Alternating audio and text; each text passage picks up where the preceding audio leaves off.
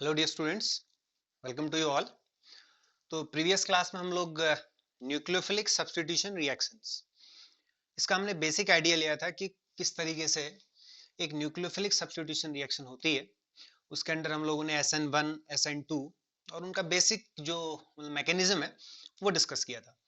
तो आज का जो क्लास है that is stereochemistry of nucleophilic substitution reaction. Actual में मॉलिक्यूल के अंदर किस तरीके से न्यूक्लियोफाइल का अटैक होगा और किस तरीके से स्टीरियोकेमिस्ट्री होगी, मींस जो एक ऑर्गेनिक मॉलिक्यूल के अंदर अगर हम लोग न्यूक्लियोफिलिक सब्स्टिट्यूशन रिएक्शन करवाना चाहें तो किस तरीके से ज्योमेट्री होगी, क्या कॉन्फ़िगरेशंस होंगे, किस तरीके से अटैक होंगे। सो इसलिए ये क्लास बहुत इंपॉर्टेंट है क्योंकि इसमें स्टीरियोकेमिस्ट्री डिस्कस होगा। तो हम लोग इसमें बात करेंगे SN1 SN2 की, और साथ में जो स्टीरियोकेमिस्ट्री से रिलेटेड बेसिक प्रिंसिपल्स हैं, लाइक ऑप्टिकल एक्टिविटी है या फिर कायरल सेंटर किसे कहते हैं, कायरलिटी क्या होती है, स्टीरियो सेंटर क्या होता है और किस तरीके से मॉलिक्यूल अटैक करता है। तो आइए शुरू करते हैं। अगर आपने इससे पहले SN1 और SN2 का लेक्चर नहीं देखा है तो डिस्क्रिप्शन में पूरे जो प्लेलिस्ट है उसका लिंक है, उसमें हेलो एल्कीन के बेसिक लेक्चर्स हमारे स्टार्ट है। तो बच्चों को डेफिनेटली प्रॉब्लम हो रहा होगा कि स्टार्ट कैसे करें। तो हमने लेक्चर, इसीलिए जो भी आपका जो डिस्क्रिप्शन में प्लेलिस्ट है उसमें आपको लेक्चर 1 से लेकर के लेक्चर 7 तक के सारे सीक्वेंस वाइज दिए। तो आप उन लेक्चर्स को देखिए और साथ में अपना एनसीईआरटी खोलिए और एनसीईआरटी के साथ उन लेक्चर को कंबाइन करके एक अपना नोट्स बनाना शुरू करिए। तब ये लेक्चर आपके लिए उतने इंपॉर्टेंट होंगे, क्योंकि हम लोग बिल्कुल 12th बोर्ड की ही बात यहाँ पर होगी, बहुत ज्यादा एडवांस लेवल पे बात नहीं है, लेकिन कुछ बेसिक प्रिंसिपल्स है जो इंपॉर्टेंट है, बिल्कुल डेफिनेटली हम लोग उनको डिस्कस करेंगे। तो चलिए शुरू करते हैं। स्टीरियो केमिस्ट्री जैसे हम लोग शुरू कर रहे हैं तो इसके अंदर दो तीन चीजें बड़ी कॉमन होती है, जैसा आपने SN1 SN2 के टाइम पे भी देखा था कि एक रिटेंशन होता है, एक इन्वर्जन होता है, फिर एक रेसिमिक मिक्सचर बनता है। तो सारे टर्म को मतलब समझते हैं, कुछ बेसिक टर्म। तो उसके लिए सबसे पहली चीज हमको जो यहाँ पर समझनी पड़ेगी that is optical activity. That is optical activity. देखिए ऑप्टिकल एक्टिविटी क्या है बच्चों। देखो सबसे पहले अगर हम लोग बात करें, ये हमारे पास एक प्लेन पोलराइज लाइट है, ठीक है। इसको बोलते हैं, sorry, this is a white light, this is white light, ठीक है। तो व्हाइट लाइट का मतलब जैसे कॉमन सी कोई सी भी लाइट है, यानी कि जिसके वाइब्रेशन सभी डायरेक्शन पे हो। अब इस व्हाइट लाइट को जब एक इंस्ट्रूमेंट होता है उसको बोलते हैं निकोल प्रिज्म, ठीक है। तो जब इस व्हाइट लाइट को पास किया गया एक निकोल प्रिज्म से, आपने देखा होगा प्रिज्म उसी तरह का होता है, निकोल्स प्रिज्म। अब इस प्रिज्म की खासियत क्या होती है, इसके अंदर एक अल्ट्रा थिन एज होती है, ठीक है, एक फाइन स्लिट होती है। उसको मैं ऐसे करके दिखा देता हूँ, ठीक है। तो इसको एक्सप्लेन करने के लिए आपने देखा होगा घरों में विंडोज होती हैं, गांव में देखा होगा आपने, मतलब पुराने घरों में कुछ विंडोज होती हैं इस तरह की, उनमें ऐसे लोहे की सरिया वगैरह लगी होती है।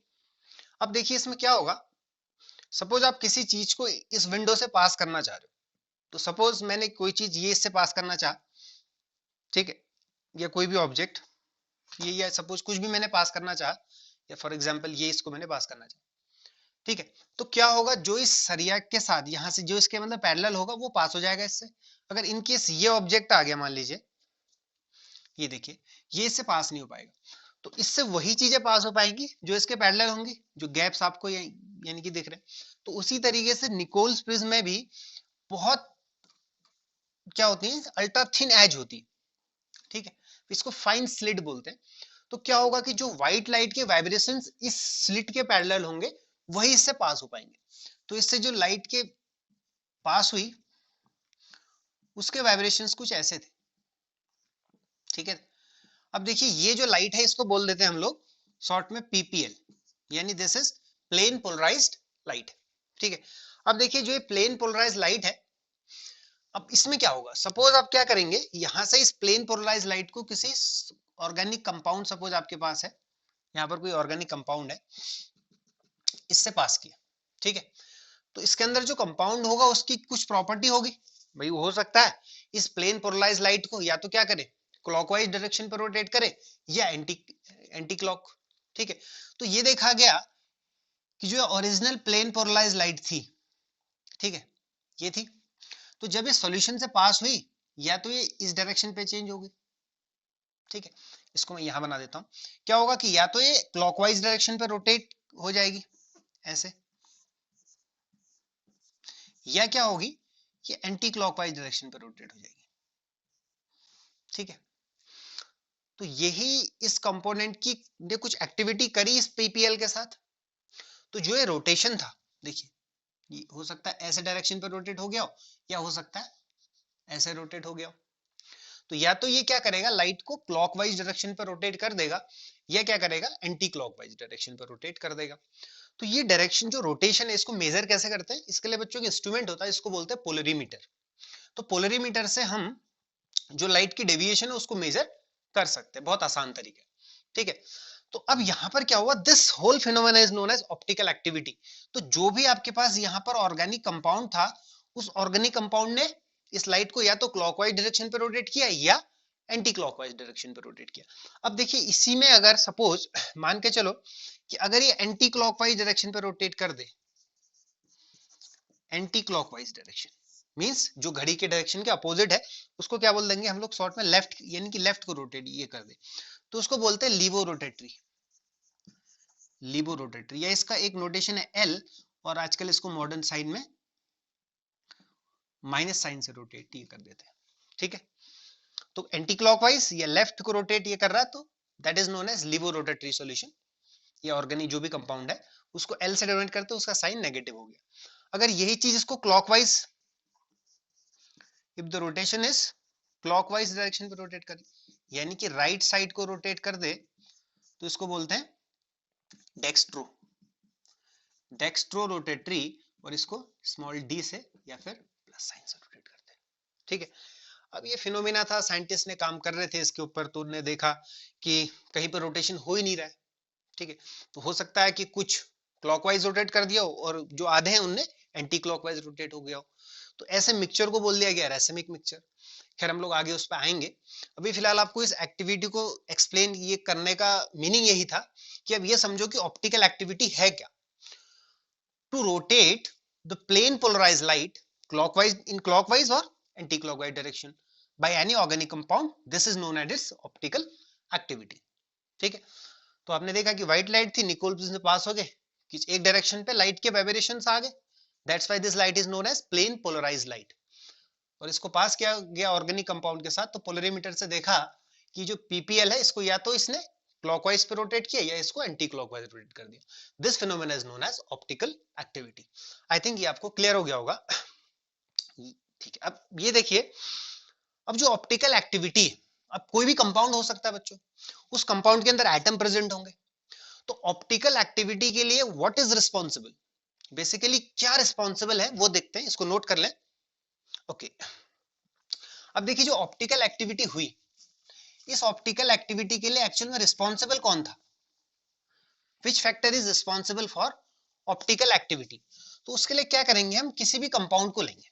अब हालांकि ये चीज अप्लाई करेगी फिर बाद में ऑर्गेनिक कंपाउंड्स के अंदर, लेकिन अगर हम कोई भी नॉर्मल सा लाइक कंपाउंड, तो हम देखें कि उस कंपाउंड के अंदर जो एटम प्रेजेंट होंगे, देखिए फॉर एग्जांपल ये कोई कंपाउंड है, ठीक है बच्चों, इसके अंदर एटम प्रेजेंट होंगे, होंगे ना।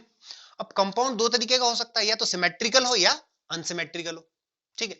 तो मान लीजिए कंपाउंड सिमेट्रिकल है, तो एटम्स क्या होंगे, बिल्कुल, मतलब इस एटम के नेक्स्ट सेम डिस्टेंस पे दूसरा एटम, इसके सेम डिस्टेंस पे दूसरा, इसके सेम डिस्टेंस पे दूसरा, सिमिलर केस, ठीक है।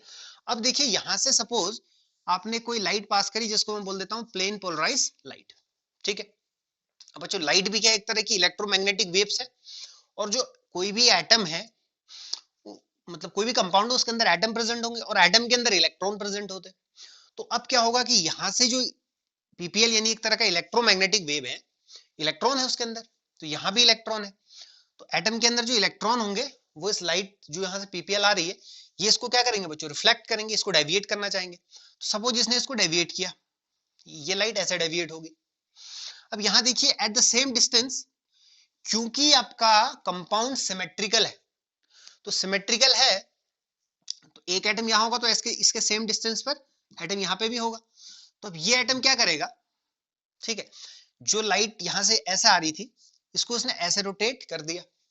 अब ये वाला जो एटम यहाँ पर है इसका इलेक्ट्रॉन इसको फिर से क्या करेगा, इसको रिपेल करेगा। देखिए यहाँ लाइट फिर ऐसे पहुंच गई, यानी कि जो वाइब्रेशंस पीपीएल का यहाँ था वही वाइब्रेशन पीपीएल का यहाँ पे भी है, means there is no deviation. इसका मतलब मॉलिक्यूल अगर सिमेट्रिकल हो तो वो ऑप्टिकल एक्टिविटी शो नहीं कर सकता। बट इन केस मान लीजिए कि एटम क्या है बच्चों, अनसिमेट्रिकल है, हो सकता है यहाँ एटम हो ही नहीं, इस तरीके से हो सकता है। अनसिमेट्रिकल है अरेंजमेंट ऑफ एटम्स, जो पढ़ेंगे अपन सॉलिड स्टेट में। अब देखिए यहां से पीपीएल आया, यहां से लाइट रोटेट हुई, अब यहां पर ड्यू टू अनसिमेट्री हो सकता है यहां पे भी एटम हो, इसने इसको रोटेट कर दिया, या हो सकता है यहां पे भी एटम हो, इसने इसको ऐसे रोटेट ये कर दिया। ठीक है, यानी कि अगर मॉलिक्यूल में अनसिमेट्री प्रेजेंट है तो क्या होगा कि जैसे ही पीपीएल यहां से आई उसने उसको रिफ्लेक्ट किया, उसने उसको रिपेल किया, दूसरे एटम ने उसको काउंटर किया, हो सकता है दूसरे एटम ने उसको फिर काउंटर कर दिया। ओवरऑल कहने का मीनिंग यही है कि मॉलिक्यूल के अंदर अगर अनसिमेट्री है तो वो क्या होगा कि जो पीपीएल को रोटेट कर सकती है किसी डायरेक्शन पे। अगर मॉलिक्यूल सिमेट्रिकल है there is net deviation will be 0, but if the molecule is unsymmetrical so that means definitely there will be some deviation of plane polarized light। तो हम कह सकते हैं कि कहीं ना कहीं मॉलिक्यूल में जो अनसिमेट्री मौजूद है, अगर मॉलिक्यूल में अनसिमेट्री प्रेजेंट है तो वो रिस्पॉन्सिबल है किसके लिए, ऑप्टिकल एक्टिविटी के लिए। I think it will be clear. ठीक है, ये तो हमने ऑप्टिकल एक्टिविटी की बात करी। ठीक है, आगे चलते हैं और आगे देखते हैं कि यही चीज अगर ऑर्गेनिक कंपाउंड के ऊपर अप्लाई की जाए तो देखिए ऑर्गेनिक कंपाउंड इतने इतने सारे जो ऑर्गेनिक ये कंपाउंड हैं, एक एक को सॉल्यूशन ये बना के पीपीएल पास करके, so it is very difficult process. तो क्या किया गया, एक और टर्म यहां पर आया that is chiral centre, that is chiral centre. अब देखिएगा बच्चों कायरल सेंटर क्या होता है, एक ऐसा कार्बन एटम जिसके चारों ग्रुप्स जो हैं वो डिफरेंट एटम से लगे हुए हैं। जैसे फॉर एग्जांपल मान लीजिए कार्बन है, ठीक है, कार्बन जो होता है दैट इज टेट्राहेड्रल। ये तो कॉन्फ़िगरेशन आपको समझ में आता ही है, ABCD। ठीक है, यानी कि जो बिल्कुल सिंपल लाइन से ये बने हुए हैं ये एक प्लेन में है, और जो डैश लाइन से बना वो आपसे दूर है, और जो डार्क लाइन से बना हुआ है वो आपके पास है, मींस टेट्राहेड्रल स्ट्रक्चर है। For example like this. ठीक है, सपोज आप देख रहे हैं यहाँ से, तो ये जो दो एटम है, ये मान लीजिए A है, ये मान लीजिए B है, ये देखिए C आपसे दूर जा रहा है और D आपके पास आ रहा है। दिस इज लाइक टेट्राहेड्रल, यानी मतलब बॉन्ड स्ट्रक्चर, और जिसके अंदर बॉन्ड एंगल जो है वो कितना है, 109 डिग्री 28 मिनट। ठीक है, चलते हैं आगे। अब देखिए यहाँ पर जो कार्बन है, ये वाला कार्बन कायरल कहा जाएगा, बिकॉज इसके चारों एटम जो है, इसके चारों ग्रुप जो है वो डिफरेंट एलिमेंट से लगे हुए। तो ऐसे कार्बन को बोलते हैं कायरल कार्बन, और ऐसे सेंटर को बोलते हैं कायरल सेंटर। ठीक है, या इसको स्टीरियो सेंटर भी कह देते हैं बाद में। So this is chiral centre. तो अब ये कायरल सेंटर का जो फिनोमिना है बच्चों, ये फिर बाद में जब हम लोग उधर कोऑर्डिनेशन कंपाउंड वगैरह के अंदर जब ये पढ़ेंगे आइसोमेरिज्म, ऑप्टिकल आइसोमेरिज्म, तो वहां पर डिटेल में बातें होंगी कि अगर if a molecule have only one chiral centre so definitely it will be optically active except one exception, that is tertiary alkyl amine, but chiral center is not the main criteria for a molecule to be optically active। But अगर किसी compound में एक ही chiral centre मौजूद है तो वो definitely optical active होगा, जो भी बताया उसको छोड़ के। बट फिलहाल ये समझ लो कि अगर किसी मॉलिक्यूल के अंदर एक ही कायरल सेंटर मौजूद है तो वो डेफिनेटली क्या होगा, ऑप्टिकली एक्टिव होगा, मींस कायरल कार्बन प्रेजेंट होगा। तो इसको असिमेट्रिकल कार्बन एटम भी बोल देते हैं, क्योंकि इसके चारों एटम क्या हैं, डिफरेंट एलिमेंट से लगे हुए। ठीक है, ये तो बात हुई हमारी कायरलिटी की।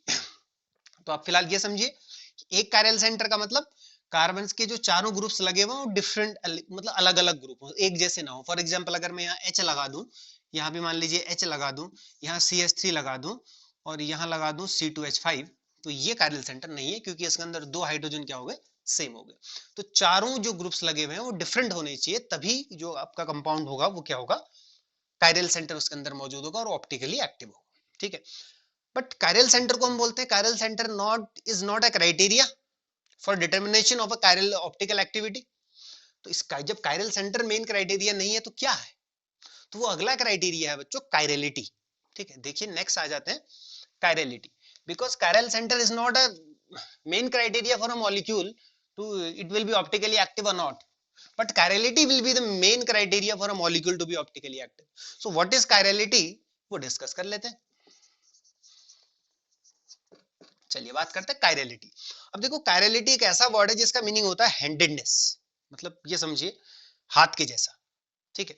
अब देखो हाथ के जैसा का मतलब क्या हुआ, ये आपका हाथ है. ठीक है. फॉर एग्जाम्पल नहीं, ये मेरा लेफ्ट हैंड है, तो आपका भी एक, आप अपना लेफ्ट हैंड को यूं लीजिए और इसको देखिए मिरर में, सामने मिरर में देखिए, तो इसका जो इमेज है वो आपको कुछ ऐसा दिखेगा. इस लेफ्ट हैंड का इमेज देखिएगा मिरर में तो कुछ ऐसा दिखेगा राइट हैंड जैसा. ठीक है. और इस मॉलिक्यूल को अगर मैं इसके अंदर सुपर इम्पोज कर दूं, मतलब सुपर इम्पोज का मतलब मॉलिक्यूल एक ही दिखना चाहिए.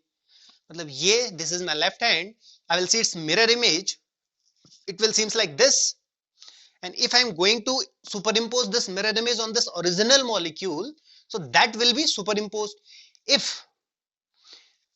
अगर ये superimpose हो जाता है तो मॉलिक्यूल इसके अंदर कायरलिटी नहीं है. अगर ये superimpose नहीं होता है तो ये क्या है, कायरल है. मींस इसको बोल सकते हैं कि नॉन सुपरइम्पोजेबल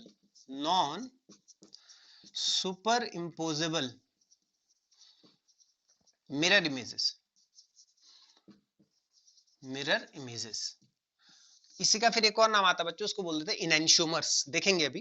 तो कायरलिटी क्या है, हैंडेडनेस मतलब हाथ के जैसा, और वो क्या होना चाहिए, नॉन सुपरइम्पोजेबल होना चाहिए एक दूसरे का. तो that means that is chiral molecule. ठीक है. तो अब देखिए छोटे से एग्जांपल से इसको अगर हम लोग ये समझे, ये देखिए मान लीजिए आपके पास है CH3. ठीक है. तो कायरलिटी तो आपको समझ में आ गया, कायरलिटी क्या, नॉन सुपरइम्पोजेबल मिरर इमेजेस. ठीक है. अब देखिए यहां मान लीजिए मैं लगा देता हूं C2H5, और मानिए यहां मैं लगा देता हूं H, और मान लीजिए यहां लगा देता हूं OH. ये कंपाउंड क्या है, इसका नाम आपको आता ही होगा, that is butane two all. ठीक है.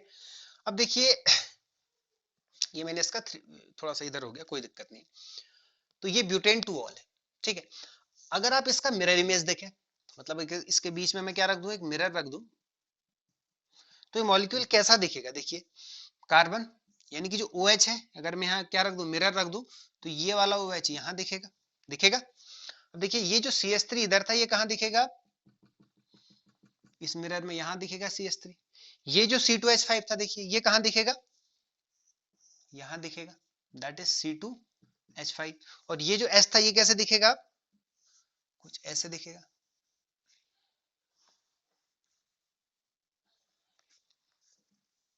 कुछ ऐसे दिखेगा. ठीक है. यानी दिस इज, सपोज इसको 1 बोल देते हैं, इसको बोल देते हैं 2. ध्यान से देखिएगा, ये आपके पास एक कायरल मॉलिक्यूल था. देखिए चारों एटम क्या है, इसके चारों ग्रुप अलग अलग है, या OH है, H है, CH3 और C2H5 है. यानी कि इसका मिरर इमेज ये दिखेगा. अब आप देखिए इस मिरर इमेज को उठा के H से जिसके ऊपर रखिए, तो ये कार्बन कार्बन के ऊपर, OH तो यहाँ आएगा कहीं. मीन्स ये सुपर इम्पोज नहीं हो रहे. Means these two are non superimposable mirror image of each other. ये एक दूसरे के नॉन है बिल्कुल सेम, बट है क्या, एक दूसरे की मिरर इमेज है और एक दूसरे के अंदर सुपर इम्पोज नहीं हो रहे हैं. इसका मतलब ये दोनों क्या है, इनएंशियोमर्स है. क्या है बच्चों, इनएंशियोमर्स है. आई थिंक क्लियर हो गया. ठीक है. तो जो इनएंशियोमर्स होते हैं, मीन्स इनके अंदर कायरलिटी है. मीन जो इनएंशियोमर्स होते हैं बच्चों, ये इनकी फिजिकल और केमिकल प्रॉपर्टीज भी सेम होती है. They have same physical and chemical properties, but they rotate the plane polarized light. ये दोनों क्या करते हैं, प्लेन पोलराइज लाइट को सेम एक्सटेंट पर क्या करते हैं, डेविएट करते हैं, रोटेट करते हैं, बट इन अपोजिट एक्सटेंट. मतलब सेम एक्सटेंट में करेंगे बट इन अपोजिट डायरेक्शन. मतलब सपोज ये क्लॉकवाइज को मतलब कुछ डिग्री से करेगा क्लॉकवाइज, तो ये क्या करेगा, उतनी ही डिग्री से क्या कर देगा, एंटी क्लॉकवाइज कर देगा. ठीक है. बाकी इनकी प्रॉपर्टीज सेम होंगी, बट ये PPL को अपोजिट डायरेक्शन पे क्या कर देते हैं, रोटेट कर देते हैं. तो सच मॉलिक्यूल्स आर नोन एज इनएंशियोमर्स. और भी चीजें होती हैं, डायस्टेरियोमर्स, मेसोमर्स, वो बात की बात है. अभी फिलहाल आपको ये समझना है, तो उसको नोट कर ले, फिर आगे चलते हैं.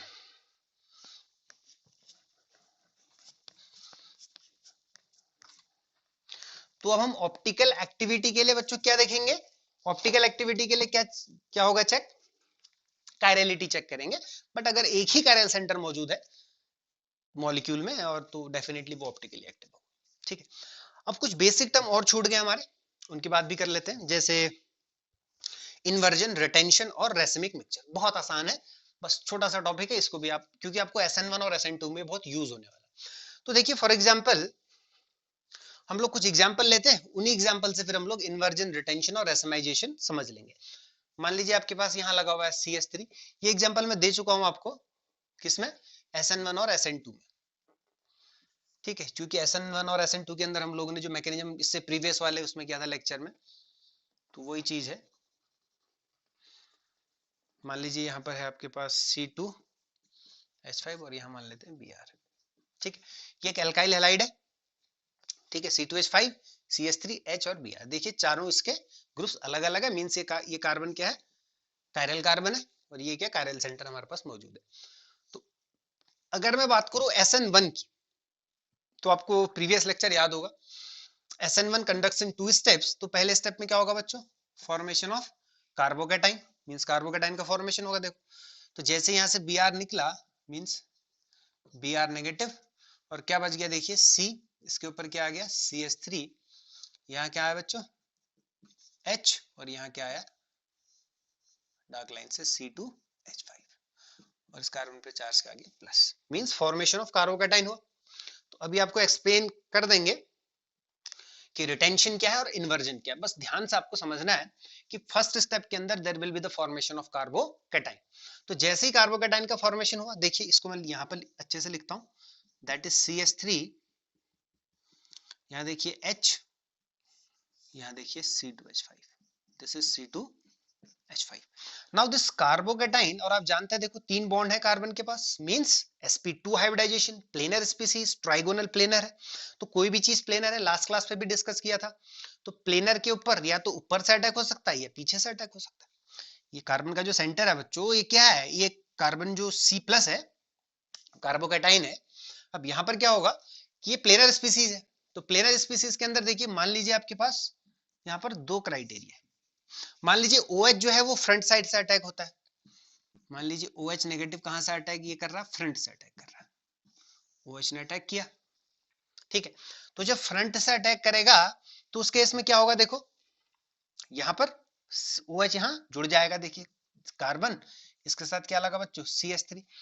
अब देखो फ्रंट का मतलब जहां से Br हटा उसी के डायरेक्शन पे क्या हो जाए, OH जुड़ जाए। मान लीजिए OH यहां जुड़ गया, और बाकी के 2 ग्रुप क्या होंगे बच्चों, सेम हो जाएंगे। ये H हो गया, ये क्या हो गया, C2H5। ठीक है, तो ये आपका फ्रंट अटैक हुआ। ठीक है, अब ये भी पॉसिबिलिटी है कि जो न्यूक्लियोफाइल है, मान लिया हमने OH नेगेटिव है या फिर वाटर होगा, कोई भी चीज है, ये आपको रिटेंशन और इन्वर्जन को एक्सप्लेन ये करने के लिए। अब मान लीजिए OH ने अटैक करा, यानी कि बैक साइड से अटैक हो सकता है। मान लीजिए फ्रंट से नहीं हुआ अटैक, कहां से हुआ, क्योंकि प्लेनर स्पीसीज है भाई, ये ट्राइगोनल प्लेनर है, एक ट्रायंगल में हो सकता है फ्रंट से अटैक, हो सकता है बैक अटैक, दोनों पॉसिबिलिटी। तो जब OH बैक से करेगा अटैक, तो देखिएगा ध्यान से, अब इस OH ने यहां से अटैक किया पीछे से, तो कार्बन के यहां क्या लगेगा बच्चों, OH लगेगा, आसान है। अब देखो जब ये यहां से अटैक करेगा तो ये बॉन्ड थोड़ा सा टिल्ड हो जाएगा उधर, यानी कि CH3, ये आपको SN2 समझ आएगा, अभी टेंशन नहीं लेना है कि जब OH यहां से बैक अटैक कर रहा है तो अपने को एडजस्ट करने के लिए ये वाला बॉन्ड हल्का सा टिल्ड हो जाएगा इधर, ये इधर शिफ्ट हो गया। अब क्या होगा, देखिए इसके अंदर क्या होता है, ये चेंज हो जाता है, मतलब इन्वर्ट हो जाता है ये वाली कॉन्फ़िगरेशंस, ध्यान से समझिएगा। ये CH3 थोड़ा सा इधर एडजस्ट हुआ, ये C2H5 कहां जाएगा बच्चों, यहाँ, दिस इज C2H5, और ये H कहां चले जाएगा बच्चों, H। अब देखिएगा, अब यहाँ की कॉन्फ़िगरेशन को ध्यान से देखो, और यहाँ क्या हो गया, इसका जस्ट फ्लिप कर गया चीज, तो इसको बोलते हैं इन्वर्जन। इसको क्या बोलते हैं, इन्वर्जन ऑफ कॉन्फ़िगरेशन। और यहाँ क्या हुआ, देखिए जहां से Br हटा था, देखिए यहाँ देखिए इस मॉलिक्यूल से जहां से Br हटा वही OH आ गया, बाकी चीजें सच रही, तो इसको बोलते हैं रिटेन कर गया मॉलिक्यूल, रिटेंशन। इसको क्या बोलते हैं, रिटेंशन। इसको क्या बोलते हैं, इन्वर्जन। ठीक है, so this is retention and this is inversion.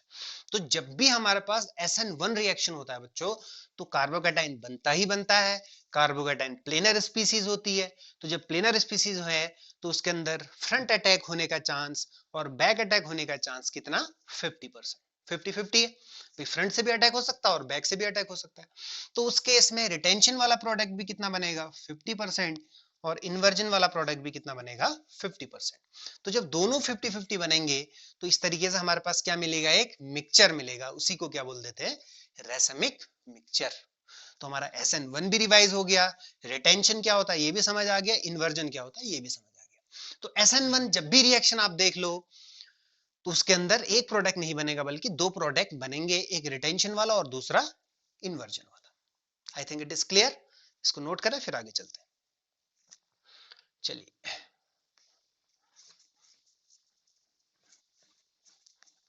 तो ये बात हुई हमारा SN1 के अंदर, और इससे पहले हम SN1 पढ़ चुके हैं तो ज्यादा कोई प्रॉब्लम है नहीं। अगर किसी ने नहीं SN1 SN2 कवर अप किया है तो प्रीवियस वीडियो में जाके यानी डिस्क्रिप्शन में जाके उसको देख लें। और अगर आप चाहें कि और अच्छे से आपको कुछ डाउट्स हैं, कुछ ज्यादा प्रॉब्लम्स हैं, तो आप चैनल को सब्सक्राइब भी करें और जो भी डाउट्स हैं वो कमेंट में लिखें कि हमें यहाँ पे प्रॉब्लम है, तो डेफिनेटली नेक्स्ट वीडियो में उसके ऊपर काम होगा। ठीक है, चलिए, ये तो SN1 के अंदर हुआ जहां पर दोनों पॉसिबिलिटीज थी, इन्वर्जन की भी और रिटेंशन की भी। अब देखिए, मान लीजिए आपके पास SN2 reaction, suppose there is SN2 reaction. अब SN2 में क्या होगा बच्चों, देखो मान लीजिए आपके पास है कार्बन, ठीक है, वही एग्जांपल चलो ले लेते हैं, CH3, और क्या था, मान लीजिए कोई हेलोजन लगा हुआ है X, एक एटम यहां लगा हुआ और एक एटम यहां लगा हुआ, मान लीजिए यहां कुछ भी लगा दीजिए, H लगा दीजिए, यहां लगा दीजिए C2H5। ठीक है, हम SN2 की बात कर चुके हैं प्रीवियस वीडियो में, बट फिर भी देख लीजिए इसके अंदर होगा क्या। अब मान लीजिए कोई आपके पास न्यूक्लियोफाइल आया, कौन आया, न्यूक्लियोफाइल, मान लीजिए OH नेगेटिव आया। अब ये SN2 है तो डेफिनेटली यहाँ तो हेलोजन लगा हुआ, तो यहाँ कार्बोकेटाइन तो बनता है नहीं SN2 के अंदर, तो ये निकल के प्लस बनेगा, अटैक करेगा नहीं, स्ट्रॉन्ग न्यूक्लियोफाइल वेट ही नहीं करेगा इसके निकलने का। पोलर एपरोटिक सॉल्वेंट यूज होता है, एसीटोन, DMSO, DMF। ठीक है, तो क्या होगा, दिस इज अ न्यूक्लियोफाइल, इसको ना चाहते हुए भी अटैक कैसे करना पड़ेगा बच्चों, बैक साइड अटैक। कैसा करना पड़ेगा, बैक साइड अटैक। तो देखिए बैक साइड जैसे अटैक करेगा तो यहां से फिर से चेंज होगा, थोड़ा सा CH3 अपने आप को चेंज करेगा लाइक दिस। ठीक है, अब थोड़ा सा यहाँ पर जगह कम है, चलो ऐसे कर लेते हैं। तो यहाँ से कौन जुड़ जाएगा, OH, कौन जुड़ जाएगा, OH जुड़ेगा, और यहां से निकलने के लिए कौन तैयार, X तैयार हो गया निकलने के लिए। ठीक है, बाकी ग्रुप क्या हो जाएंगे, अभी फिलहाल चलो इनको ऐसे ही लिख देते हैं H, और यहाँ क्या हो गया C2H5। तो ये जो स्पीसीज बनी बच्चों, इसको बोलते हैं ट्रांजिशन स्टेट। ये हम लोग SN2 में सारा डिस्कस कर चुके हैं। ठीक है ना, अब क्या होगा अगले स्टेप पे, X नेगेटिव, क्योंकि कार्बन का बॉन्ड देखिए 1 2 3 4 5, तो यहाँ से X निकलना शुरू करेगा। तो जैसे ही हेलोजन यहाँ से निकलेगा, अब ये मॉलिक्यूल अपने आप को रीअरेंज करेगा और फाइनल प्रोडक्ट आपको क्या देने वाला, देखिए C। जैसे निकला तो इसने अपने आप को एडजस्ट किया, CH3 ऐसे जुड़ा, ये H इन्वर्ट होके कहाँ चले गया, इधर चले गया, ये C2H5 कहाँ गया, ऐसे बना देते हैं C2H5, और यहाँ कौन लग गया है, OH। So this is your final product. अब आप देखिएगा इसके अंदर हुआ क्या, X हटा, उसके बदले OH जुड़ा, न्यूक्लियोफाइल कहाँ जुड़ा है, देखिए जहां से न्यूक्लियोफाइल X निकला है लिविंग ग्रुप, उसके जस्ट अपोजिट साइड पे देखो, यहाँ था, इसके अपोजिट साइड पे जुड़ गया OH। ठीक है, और ये कन्वर्जन क्या हो गया, इन्वर्ट हो गया। तो SN2 के अंदर हमेशा इन्वर्जन ऑफ कॉन्फ़िगरेशन होगी, क्या होगी बच्चों, इन्वर्जन ऑफ कॉन्फ़िगरेशन। तो SN2 रिएक्शन जब भी देखो, स्ट्रॉन्ग न्यूक्लियोफाइल जब भी देखो, समझ जाओ इसके अंदर SN2 के अंदर इन्वर्जन होगा, मींस हेलोजन जहां से निकल रहा है उसके अपोजिट साइड पे ही आपका न्यूक्लियोफाइल, जहां से लिविंग ग्रुप हटेगा उसके अपोजिट साइड से न्यूक्लियोफाइल आके अटैक कर लेगा। रिएक्टिविटी और 1 डिग्री 2 डिग्री सारा डिस्कस कर चुके हैं, तो आई थिंक यहां तक आपको कोई प्रॉब्लम नहीं है कि SN1 क्या होता है, SN2 क्या होता है, इन्वर्जन क्या है, रिटेंशन क्या है और रेसिमिक मिक्सचर क्या है। ठीक है, बाकी और एग्जाम्पल के लिए आप कोई भी आपका रेफरेंस बुक या NCERT रेफर कर सकते हैं और सारे एग्जाम्पल के लिए, और आप इसको प्रैक्टिस कर सकते हैं। ठीक है, तो आई थिंक ये भी आपको क्लियर हुआ कि इन्वर्जन क्यों हुआ। इन्वर्जन ऑफ कॉन्फ़िगरेशन, ठीक है, क्योंकि भाई स्ट्रॉन्ग न्यूक्लियोफाइल होगा, अटैक करेगा, वेट नहीं करेगा, ये है आपका इंटरमीडिएट, ये निकलेगा और ये आपका इन्वर्ट हो जाएगा, जिसको हमने लास्ट क्लास में भी डिस्कस किया था कि वॉल्डन इन्वर्जन हो जाता है। मींस जो आपके पास अम्ब्रेला होती है, जैसे आप ऐसे ओढ़ के चल रहे हैं और हवा चल गई तो वो क्या हो जाती है, फ्लिप कर जाती है, उल्टी हो जाती है। तो in the same way the configuration also inverted. I think ये भी आपका क्लियर है, इसको भी नोट कर लें, फिर आगे चलते हैं। बस यही आज का टॉपिक था, बट इसमें कुछ एक आधा इंपॉर्टेंट रिएक्शन है जो आपको बोर्ड लेवल के लिए बहुत इंपॉर्टेंट है, तो उनको भी डिस्कस कर लेते हैं, ठीक है। और आप इस चैनल को बिल्कुल सब्सक्राइब कीजिए, लाइक भी कीजिए, ताकि आपको कुछ एडवांटेज ही होगा, कुछ नई चीजें सीखने को मिलेंगी और साथ में कुछ ट्रिक्स भी आपको मिलेंगी। अब देखिए कुछ इंपॉर्टेंट 2-3 रिएक्शंस हैं और कुछ एक आधा होमवर्क है आपके लिए। कुछ इंपॉर्टेंट रिएक्शन जो फॉलोड होती हैं किससे, न्यूक्लियोफिलिक सब्स्टिट्यूशन रिएक्शन से। तो पहला करते हैं फॉर्मेशन ऑफ अल्कोहल। देखिए फॉर्मेशन ऑफ अल्कोहल, हालांकि हम इसको कहां पढ़ेंगे, अल्कोहल वाला जो चैप्टर है उसके अंदर करेंगे डिस्कस, बट फिर भी कुछ बेसिक चीजें हैं तो उनको हम डिस्कस कर लेंगे आज। फॉर्मेशन ऑफ अल्कोहल, ठीक है। अब देखिए यहां पर क्या होगा, सपोज आप क्या लीजिए, कोई भी एक अल्काइल हैलाइड लिया आपने, CH3Cl, ठीक है, इसके अंदर डाल दीजिए एक्वस NaOH या KOH भी डाल सकते हैं, ठीक है। तो जब अल्काइल हैलाइड लिया, देखिए अब NaOH के अंदर न्यूक्लियोफाइल क्या है बताइए, OH नेगेटिव Na पॉजिटिव, तो क्या कौन सी रिएक्शन होगी, न्यूक्लियोफिलिक सब्स्टिट्यूशन। SN1 होगी कि SN2 होगी, वो रिएक्शन कंडीशन देख के बता सकते हैं आप, अब आप इतना पढ़ चुके, ठीक है। इस केस में क्या होगा, Na और यहां से Cl निकल के क्या निकलेगा, NaCl प्लस CH3 और यहाँ क्या OH, CH3OH। आसान है, ठीक है। बस अब ये देख लीजिए कि ये जो अल्काइल हैलाइड है ये कौन सा डिग्री है बच्चों, 1 डिग्री है, तो डेफिनेटली क्या करेगा, SN2। और साथ में देख लीजिए क्या, nucleophile NaOH KOH strong, definitely कौन सा, SN2। कौन सी दिखाएगा, SN2 दिखाएगा। अभी भी न्यूक्लियोफाइल चेंज कर दूं, वीक डाल दूं, कोई एथेनॉल डाल दूं, वाटर डाल दूं, एसिटिक एसिड, उस केस में क्या हो जाएगा, SN1 हो जाएगा, ठीक है। और वैसे भी ये तो 1 डिग्री है, तो क्या प्रेफर होगा, SN2। तो मींस न्यूक्लियोफिलिक सब्स्टिट्यूशन रिएक्शन से एल्काइल हैलाइड की हेल्प से आप क्या बना सकते हो, अल्कोहल बना सकते हो, बेसिक सा रिएक्शन। देखिए दूसरा रिएक्शन जो कि बहुत इंपॉर्टेंट है, फॉर्मेशन ऑफ, हेडिंग लगाएं, formation of ether, formation of ether, ठीक है। अब देखिए ईथर, इसमें क्या होगा, क्योंकि बहुत alcohol, aldehyde, ketone and ether, इसके नेक्स्ट वाला जो चैप्टर है उसके अंदर हम लोग आएंगे ईथर पे, और वहां पर एक बहुत इंपॉर्टेंट रिएक्शन है विलियमसन सिंथेसिस, तो ज्यादा डिटेल डिस्कस वहां पे करेंगे, बट अभी ये चीज कर रहे हैं तो न्यूक्लियोफिलिक सब्स्टिट्यूशन, तो उसका छोटा सा एग्जांपल देख लेते हैं। फॉर एग्जांपल देखिए आपके पास है अल्काइल हैलाइड CH3Cl, इसकी रिएक्शन मैं कर देता हूं C2H5ONa, सोडियम एथॉक्साइड, ये क्या है, सोडियम एथॉक्साइड, ये अल्कोक्सी ग्रुप है, OC2H5, कुछ भी ग्रुप हो सकता है, ठीक है। तो इस केस में ये जो रिएक्शन होता है, it is in presence of dry ether. अब देखिए यहां से क्या होगा, इसके पास न्यूक्लियोफाइल क्या है बच्चों, Na पॉजिटिव, तो rest of the part will be nucleophile negative.